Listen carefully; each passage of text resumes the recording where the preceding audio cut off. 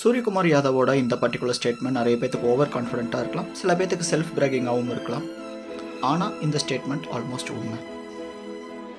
இன்றைய T20I paste Heinrich Klaasen T20I code அப்படின்னு சொன்ன ஒரே பிளேயர் சூரியகுமார் யாதவ். கோட் ஸ்டேட்டஸுக்கு ஒரு பிளேயர் மினிமம் எவ்வளோ மேட்சஸ் விளையாடணும்?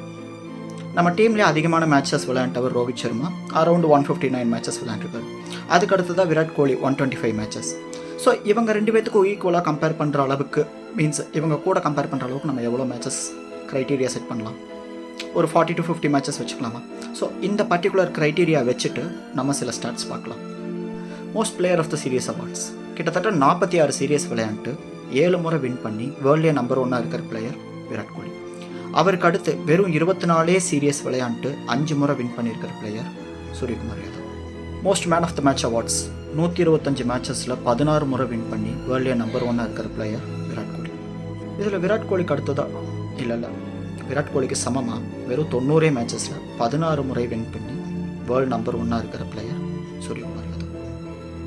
மோஸ்ட் சிக்ஸஸ் ஃபார் இந்தியா, 150 இன்னிங்ஸில் 205 சிக்ஸஸ் அடித்து டாப்பில் இருக்கிறவர் ரோஹித் சர்மா.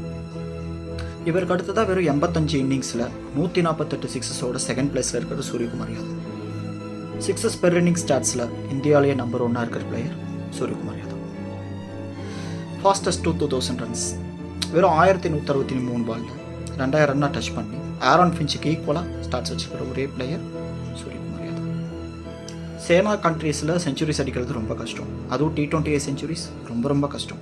ஆனால் சவுத் ஆஃப்ரிக்கா, இங்கிலாந்து, நியூசிலாந்து இப்படி 3 கண்ட்ரிலேயே செஞ்சுரிஸ் வச்சிருக்கிற ஒரே பிளேயர் சூரியகுமார் யாதவ்.